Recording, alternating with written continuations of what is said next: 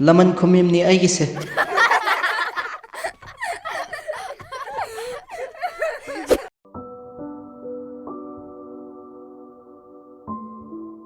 Dara hulo kadawrajano interview chatkani haigraga message ka kam halaktoisibo kandeda moidoni chalurag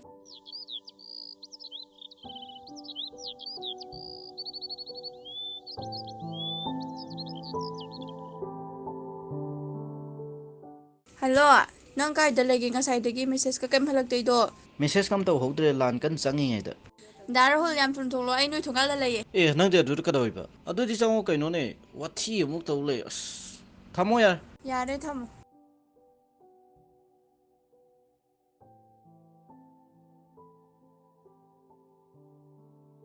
Akhoi Aribi lengbire lidi lida bazane khoi nganu se matro ka ngaksang nga do poni ra nganu go ira ma noi ani bo noi gi sagai sina amana sagai sita polak ta na wa na sukso ida na yumbira ni ne khoi pabung na ngang sim ado mabu ka dom da legi pabung mathak ta le ngani mathak ta pabung na sum nung sidan phagi to bani kakhalo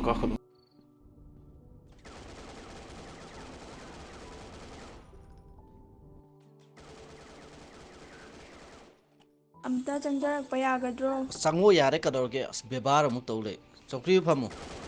interview dudi kamai toramage Thabak tau ba yabai se hi di matam hel le me. Kai du pai le. adugira nangna game sanaraga leida Nate. Aigise game sanaba nate. Laman Khumini. kamaina kanada Thabak tau janingba aibu matam mana manghanbi ba natro. Thabak tau ba yahandaba natro. Adui tadi matam ma amuk aina manghanbi yaina.